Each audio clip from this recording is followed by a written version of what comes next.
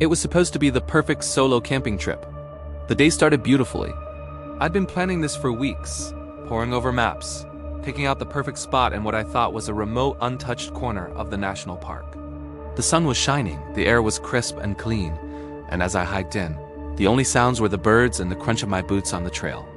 I felt that amazing sense of freedom you only get when you're completely alone in nature. After a few hours of hiking, I found it.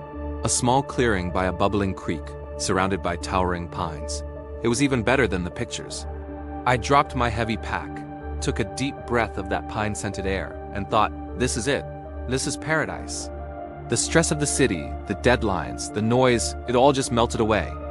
Little did I know, my perfect day was about to take a very unexpected turn.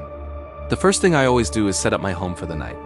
I unrolled my tent, laid out the footprint, and started putting the poles together. It's a process I've done 100 times, a familiar rhythm that feels like the real start of any trip. Tent up, sleeping bag and pad inside, everything organized just so. Next, I set up my kitchen area a good distance away from the tent. I got my little stove out, primed it, and made a quick cup of tea.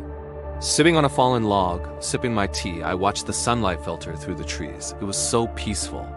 I decided to gather some firewood for later. I found plenty of dry, fallen branches, nothing too big, just enough for a small, responsible fire to cook my dinner over and keep me warm as the evening chill set in. I neatly stacked the wood near my pre-dug fire pit, feeling proud of my efficient and tidy little campsite. I had my bear canister with all my food and scented items stored securely 100 yards away. I felt like I had done everything by the book. I was a seasoned camper, right? What could possibly go wrong? I was just starting to prep my dinner when I heard a twig snap behind me.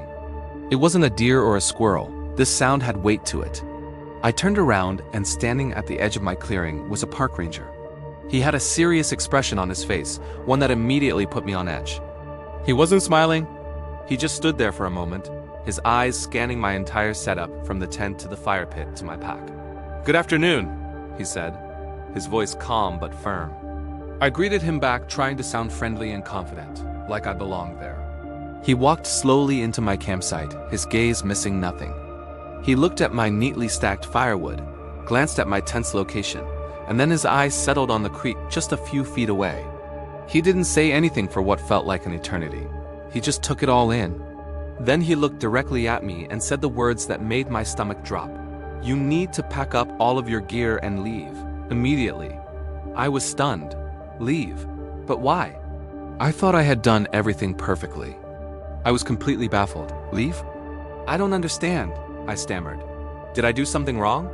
The ranger nodded slowly. You made several mistakes, he began. But the biggest one is your location. He pointed towards the creek. You're camped way too close to a water source. Regulations state you must be at least 200 feet away to protect the riparian ecosystem. My heart sank. I was maybe 20 feet away. Then he pointed to my stack of firewood. And this, he said, while I appreciate you using dead and down wood, we are under a complete fire ban due to extreme drought conditions. No open flames of any kind are permitted anywhere in the park right now. A fire ban. How could I have missed that? He continued, this area is also a known wildlife corridor. Setting up camp right in the middle of it disrupts animal patterns and can lead to dangerous encounters for both you and the wildlife. He explained that while the spot looked idyllic, it was actually a critical habitat area and was designated as a no camping zone. Something I would have known if I had checked the most recent park alerts. He wasn't being mean. He was being professional. He was there to protect the park, and I was unintentionally causing harm. The perfect campsite was the absolute worst place I could be. Looking back, it's so clear where I went wrong. My biggest mistake was complacency. I relied on old knowledge and assumptions instead of doing my due diligence for this specific trip. I checked the park's main website weeks in advance, but I didn't check it the day before or the morning of my trip. Park conditions and regulations can change in an instant, especially concerning fire bans and area closures. That was a rookie move. My second major error was site selection based on aesthetics rather than regulations. I saw the beautiful creek and thought perfect, not protected. I let my desire for a pretty view override the principles of leave no trace. The 200-foot rule for water sources is fundamental, and I just completely ignored it in my excitement. Finally, I hiked off trail into an area that wasn't a designated campsite. I thought I was being adventurous and seeking solitude, but in reality, I was trespassing in a sensitive habitat. My desire for a wild experience led me to break rules that are in place for very important reasons. The embarrassment I felt was immense, but it was a powerful and necessary lesson. The ranger wasn't just kicking me out. He was teaching me how to be a better steward of the wild places I claim to love. So, what can you learn from my humbling experience? First and foremost, always check for the most current information before you go. This means checking the official park or Forest Service website the day you leave. Look for alerts on fire bans, trail closures, wildlife warnings, and any other special regulations. Don't rely on information from a week ago. Second, know the rules of leave no trace by heart and actually follow them.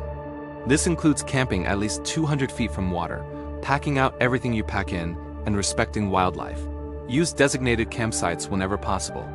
They exist to concentrate impact and protect the surrounding environment. If you do dispersed camp, make sure it's allowed and choose a site that is already impacted, not a pristine meadow. Lastly, don't be afraid to talk to a ranger before you head out. Stop by the visitor center or ranger station. They have the most up-to-date, on-the-ground information and can give you invaluable advice that you won't find online. Don't let my mistake be yours. A little bit of planning can save you a lot of trouble and ensure that our beautiful parks stay that way for everyone. Thanks for watching, and I'll see you on the next adventure.